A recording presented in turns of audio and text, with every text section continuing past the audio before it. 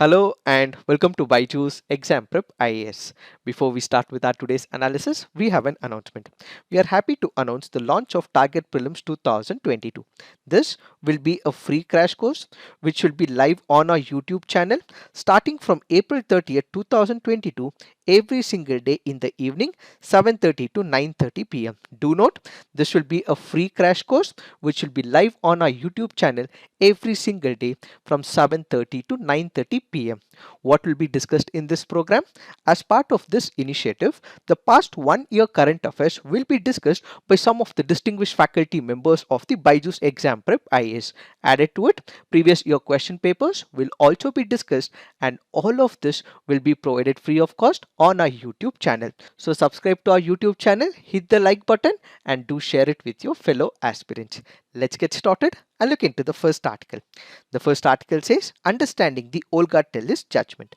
Let us try and understand what is this judgment all about. Mumbai, as we all know, is the city of dreams. It is the financial capital of the country. Many people throng to this particular place. Why? Because they want to spread the horizons of their dreams. There are many people who come from different parts of the country to Mumbai. However, they may not be able to take care of themselves. However, they will not be able to get good housing. Why? Because they do not have much of the finances left with them. So what do? They start living on the pavements. So what is the pavement? The pavement can be the road, it can be under the bridge, it can be the public path where we used to walk, and this can be the footpath, so on and so forth. So what would happen? These people would capture or take away the public property. Do note, these people are not financially sound. They are looking for better opportunities. They are here in this city to make a livelihood for themselves. So let's go back to the year 1981. In Olga Tellis versus the Bombay Municipal Corporation, what happened? The state of Maharashtra back in the 1981 and the Bombay Municipal Corporation decided that they have to evict all these pavement dwellers and those residing in the slums in Bombay. So what do? The Chief Minister of Maharashtra ordered to evict these slum dwellers and the pavement dwellers out of Bombay and to deport them to the place of the origin. Why? Because the Maharashtra government and the Bombay Municipal Corporation feels they have captured the public property, and as a result they have to be evicted from this public property and should be moved out of Bombay, and they should be deported to the place of the origin. Some demolitions were already carried out, and as a result these people who came to Mumbai looking for livelihood means and mechanisms approach the High Court. Why do they approach the High Court? That is because their side of the story was unheard by the government. In fact, when this particular initiative was taken by the Maharashtra government and the Bombay Municipal Corporation, due notice was also not given to these people, and as a result they go to the Bombay High Court and eventually it goes to the Supreme Court of India. So they in this particular case say that the principles of natural justice was violated. Why? Because they were unheard of, and at the same time their issue of livelihood was not taken into picture by the Bombay Municipal Corporation. So what is the root cause of this particular issue? There were three important steps asked before the Supreme Court of India. One was to check the scope of right to life under Article 21 of the Constitution. So these are the petitioners. The petitioners go to the Supreme Court of India and they put three questions to the Supreme Court of India with respect to this eviction case. The second was the constitutionality of provisions of Bombay Municipal Corporation Act of 1888, and third is whether the pavement dwellers are trespassers under the Indian Penal Code. So the Supreme Court looks into this particular issue.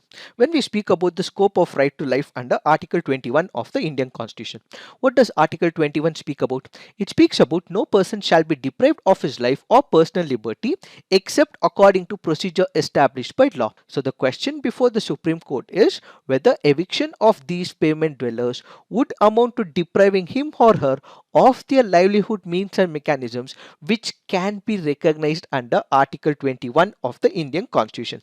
The second principle is with respect to the constitutionality of the provisions of Bombay Municipal Corporation, where this particular Bombay Municipal Corporation went ahead with the eviction of these pavement dwellers.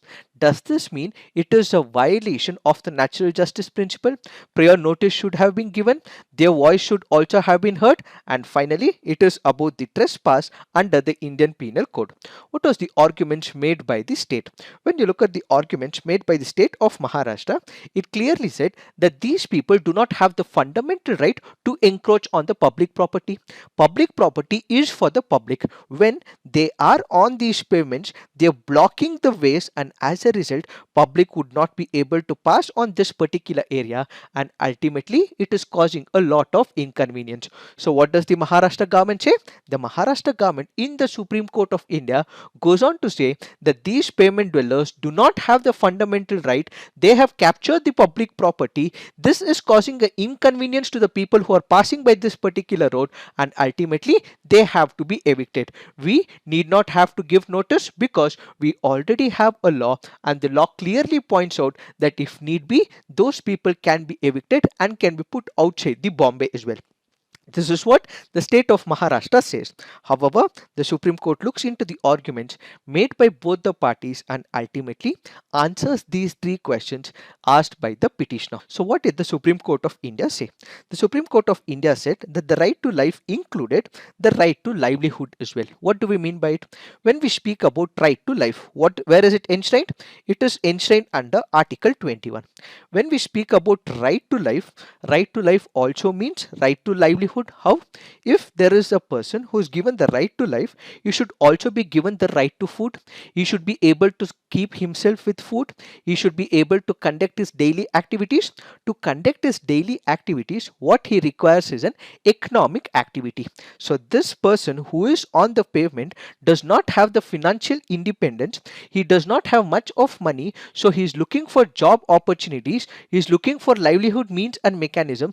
Because he does not have the money to buy a house or live in a house, he is continuing his activity on the pavement and is extracting some money. So what we have is right to livelihood, which becomes an ingredient aspect of the right to health. So any person who is deprived of his right to livelihood, except according to just and fair procedure established by law, can challenge the deprivation as offending the right to life, says the Supreme Court of India. So the Supreme Court of India clearly says that these pavement dwellers also have a right to lead a life of dignity, and this life of dignity can only happen when they are able to fend for themselves, when they have the livelihood means and mechanisms. So the first question was answered. The second question it speaks about is in reference to the eviction. What exactly happened? You had the Bombay Municipal Corporation. They had not given notice to these people and they were asked to leave from this particular area. So according to the Supreme Court, it goes on to say the procedure of eviction should lean in favor of procedural safeguards which follow the natural justice principle. So you have the every right, because this is a public property. We are not opposing it. It is a violation of the public property. But what this also means is that you have to give them their right as well. That right is about the natural justice principle. You have to ask them, you have to give them time as well. You have to ensure that their voice is also heard. Since you did not do, this is where the violation of the natural justice principle comes into picture. So the right to be heard gives the affected person an opportunity to participate in the decision making process and also provides them with the chance to express themselves with dignity, said the Supreme Court of India. So the third question was with respect to the trespassing. What did the Supreme Court of India say? When it comes to the trespassers, what do? They want to illegally occupy a particular place. They also want to extract economic advantages from that particular place. So a trespasser in all likelihood knows for the fact that it is an illegal act. But these people, the pavement dwellers, manage to find a habitat in this particular place.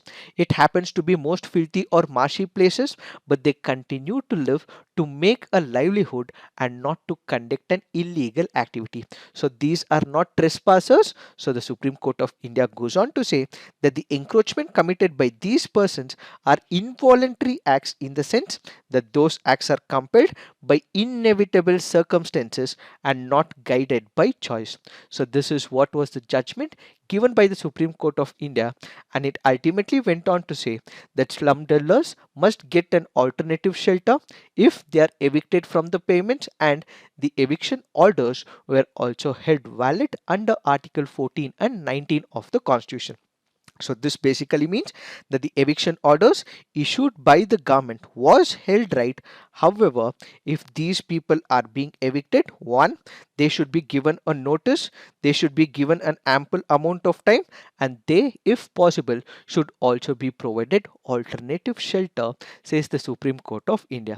So the right to shelter also becomes an ingredient aspect of Article 21 of the Indian Constitution.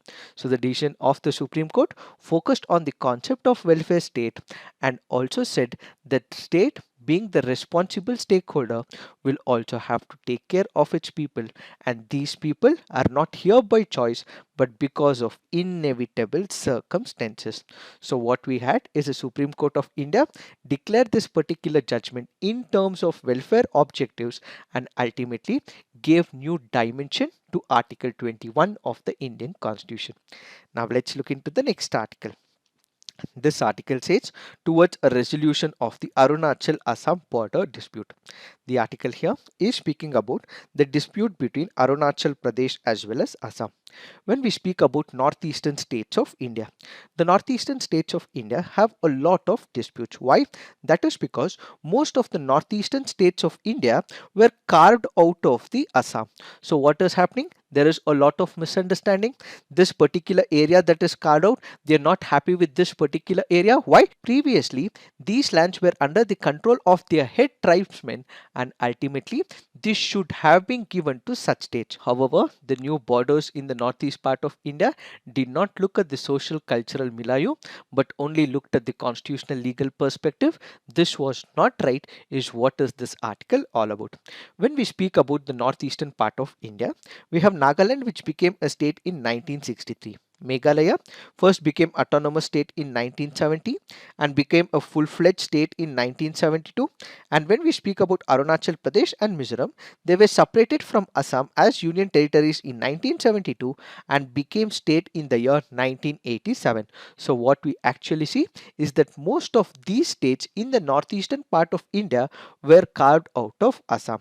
So the major problem that these people have is that originally, when you look into the constitutional and the legal perspective, the boundaries would be right.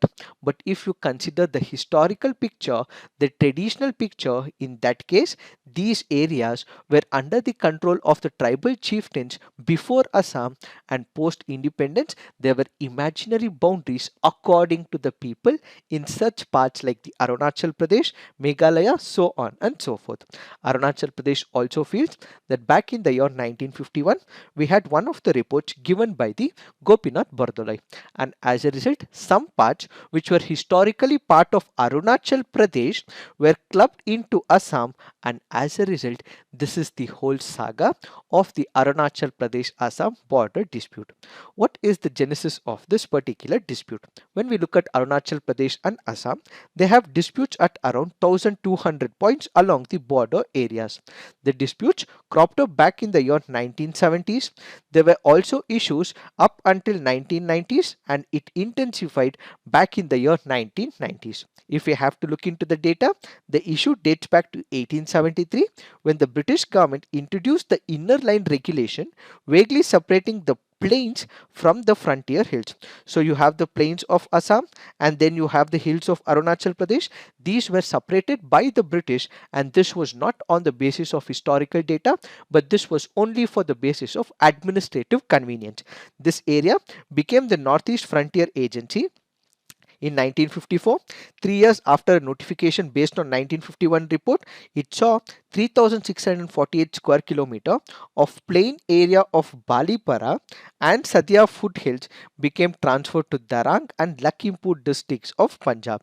So that is when this whole controversy, this conflict, this border disputes were initiated. So what happens? Back in the year 1951, you had the Bordoloi committee.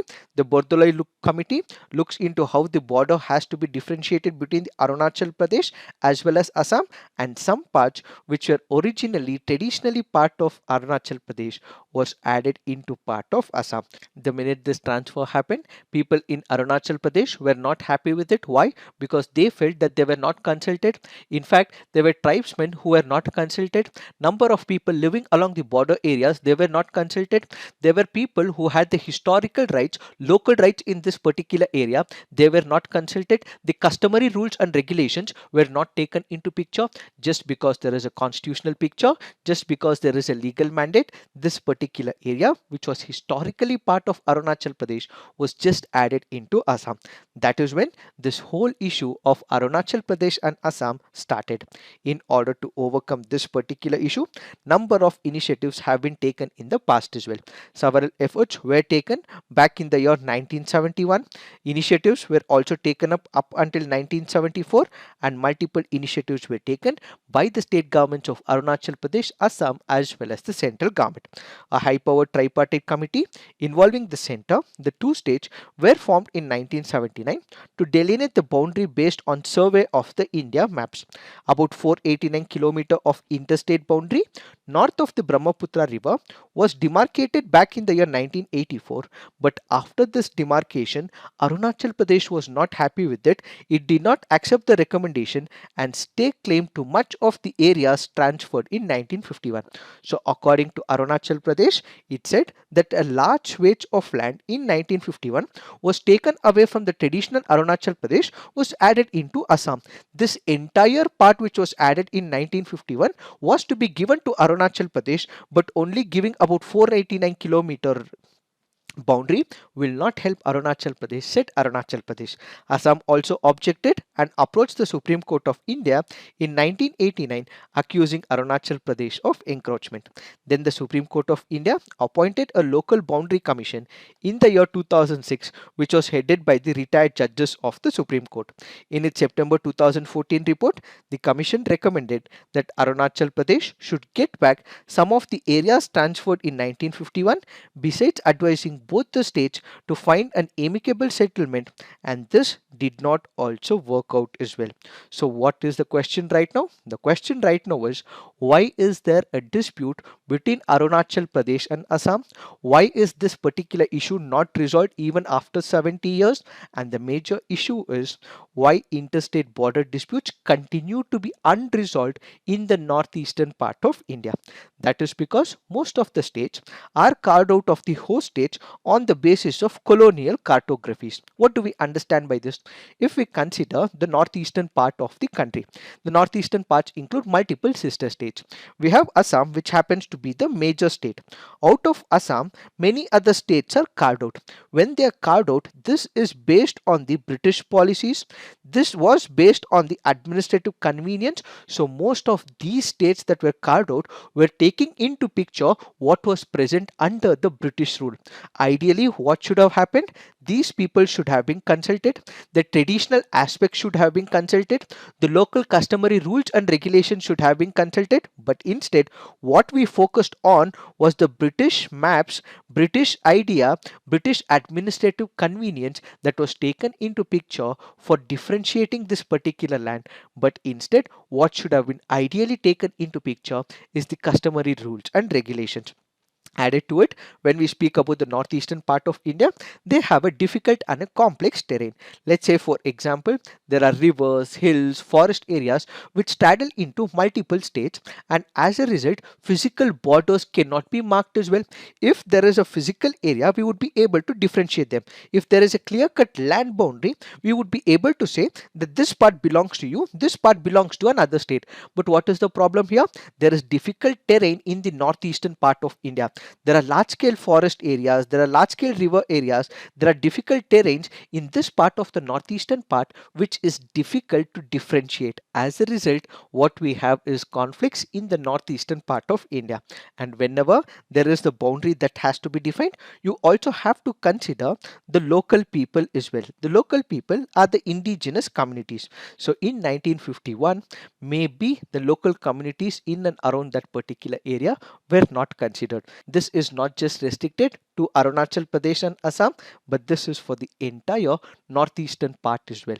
Now the question is, how do we settle this issue amicably? How do we bring an end to this particular conflict? As of now, there is another dispute which has been settled. The Assam Meghalaya boundary agreement has raised hopes of Assam Arunachal boundary dispute being resolved. Why? That is because we have same political party in multiple states in the northeast part of India. Earlier, there were different political parties.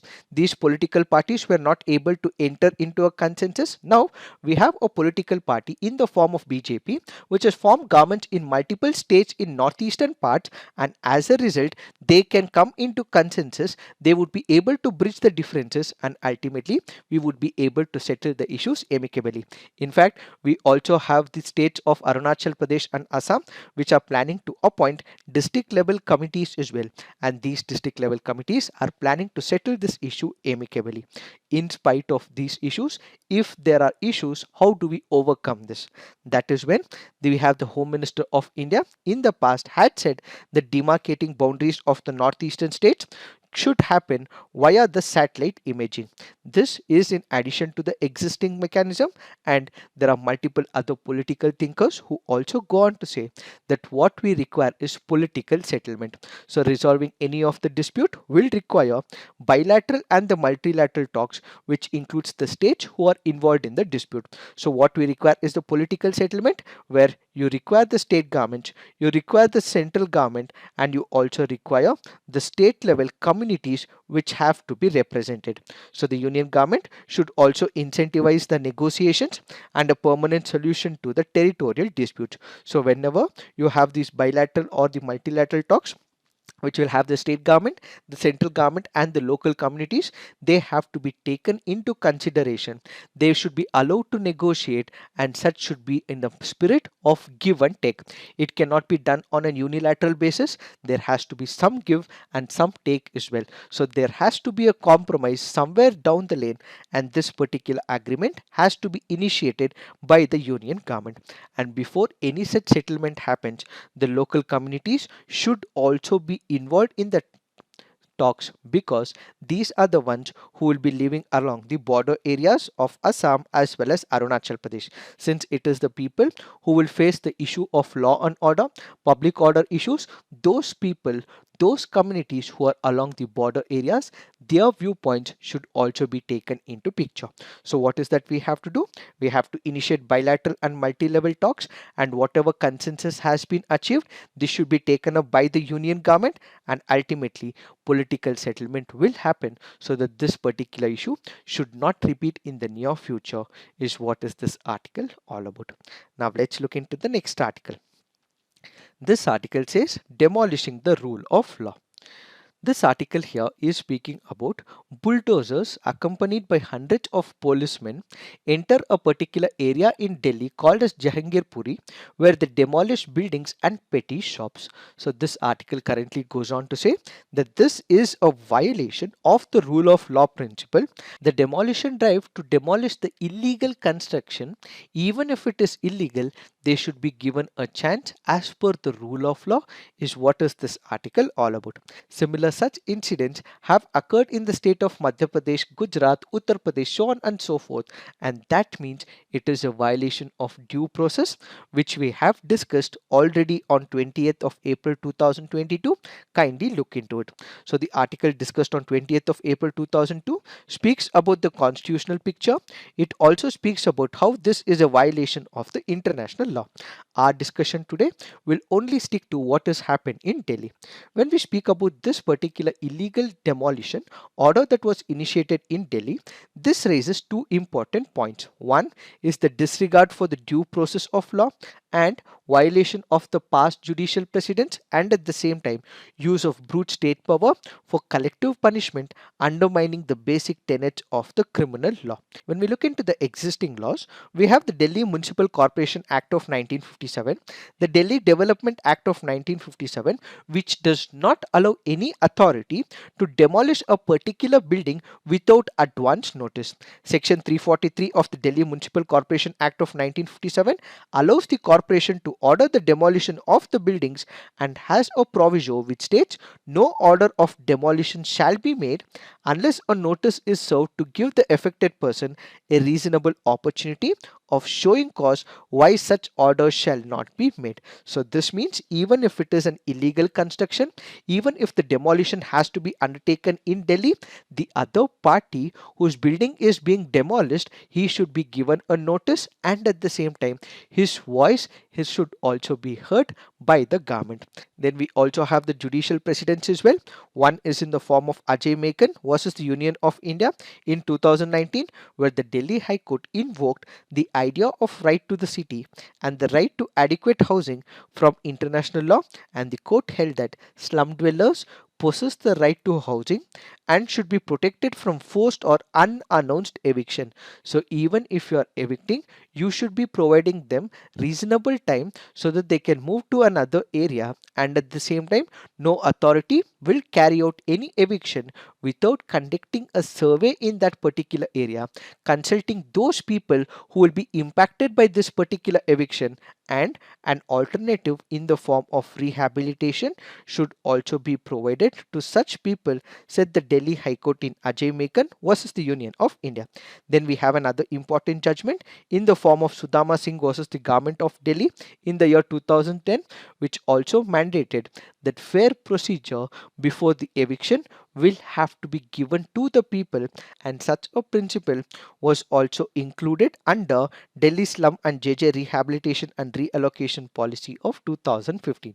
So this article currently goes on to say that whenever you are evicting a certain section of the people, you are destroying their houses, even if it is illegal construction, ample amount of time should be given to such people so that they can move to a different place, or they can bring an injunction order from the relevant courts. So this should not be done by an undue process of law, and the state should not use its brute state power, is what is this article all about. But do remember, there are other such articles which we have already discussed on 20th of April 2022. So kindly look into it. Now let's look into the next article. This article says addressing the discontent. The article here is speaking about visit of the Prime Minister of India Narendra Modi ji to Jammu and Kashmir.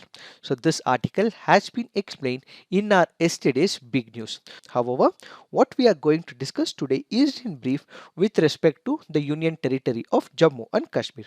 When we speak about the Union Territory of Jammu and Kashmir, the government has taken number of initiatives. One is in reference to the connectivity projects between the Jammu, Srinagar and Jammu and Delhi as well. This basically means that it will increase the Union Territory's economic activities. More the infrastructure, more will be the developmental activities, more will be the economic activities, and ultimately it is the Union Territory of Jammu and Kashmir which is bound to increase its economic activity. This is one part.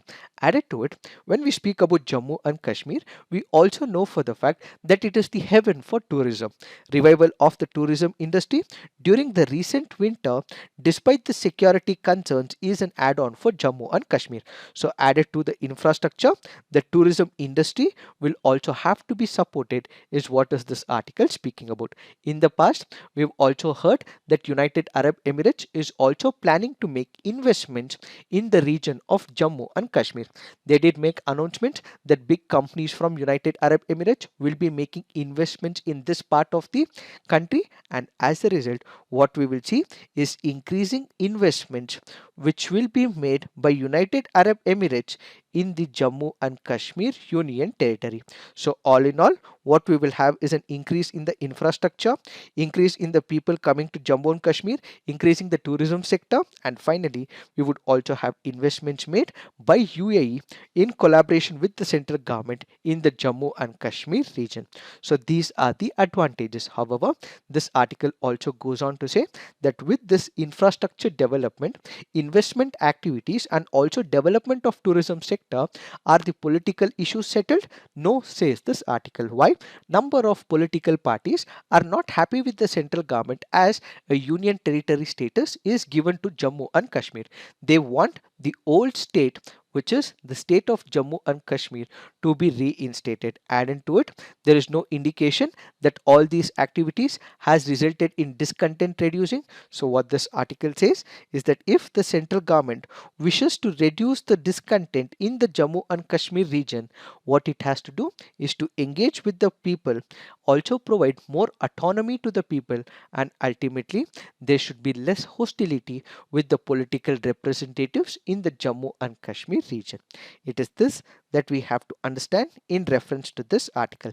However, do note, with respect to this article, we have had an elaborate analysis in our big news video yesterday. Now let's look into the next article. This article says Floundering polio eradication. Let us try and understand what is this article all about. When we speak about polio, the World Health Organization defines polio as a highly infectious viral disease which mainly affects the young children. It is crippling and potentially deadly disease that affects the nervous system. It may cause disability caused by the polio virus. So this may lead to permanent paralysis, or it can also result in death in approximately 2 to 10% of the people. How does the transmission happen? The virus is transmitted by person to person and spread mainly through the fecal oral route. The virus multiplies in the intestine and then invades the nervous system and causes paralysis. What are the symptoms of polio? The virus does not make all people sick. In some people, it shows minor symptoms like fever, tiredness, nausea, headache, nasal congestion, sore throat, cough, stiffness in the neck and back, and pain in the arms and leg.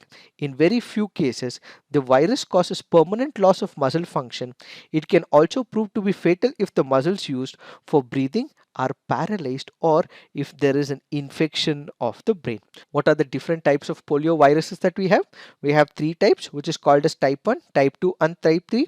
All three are extremely virulent. They also produce and have similar symptoms as well, but PV1 is the most commonly encountered form and the most closely associated with paralysis. And of all the three, two of the three types of wild polio viruses have been eradicated, with ongoing global efforts to eradicate wild polio virus 1. Currently, this wild polio virus is endemic in two countries, which happens to be Pakistan and Afghanistan. So what is the context to this article? A wild polio virus type 1 was recently seen in Malawi, which was imported from Pakistan, and of the polio outbreak in Israel, it has also caused circulating vaccine derived polio virus type 3. So this article currently goes on to say that we have the wild polio virus type 1, which is endemic in two countries, Pakistan and Afghanistan, and because of this it is now recently seen in Malawi, says this article. So whenever there is a person suffering from polio, what can happen? We have to take care of such people. How do we prevent the polio virus? There is no cure to this particular disease, but only immunization is the cure. So a child should be provided with the vaccine. So inactivated polio virus vaccine can be given to a child, or it can also be given oral polio virus vaccine as well. However, this article currently goes on to say that there are issues and concerns with respect to oral polio virus vaccine. Oral polio vaccine itself may cause vaccine associated paralytic polio. The virus in oral polio vaccine deattenuates by mutations, acquires transmission efficiency and neurovirulence, and this is what is called as CVD-PV, which we just discussed in the context with respect to the Israel. So this article currently goes on to say that with respect to the oral polio virus vaccine, which is currently being administered in India, India continues to rely on them due to lower cost and logistics associated with OPV administration as compared to administration of inactivated polio vaccine. In number of rich countries and advanced countries, they are immunizing children with the inactivated polio virus vaccine and not with the OPVs. So this article currently goes on to say that we have to make sure that OPVs are replaced with inactivated polio virus vaccine. It is this that we have to understand in reference to this article.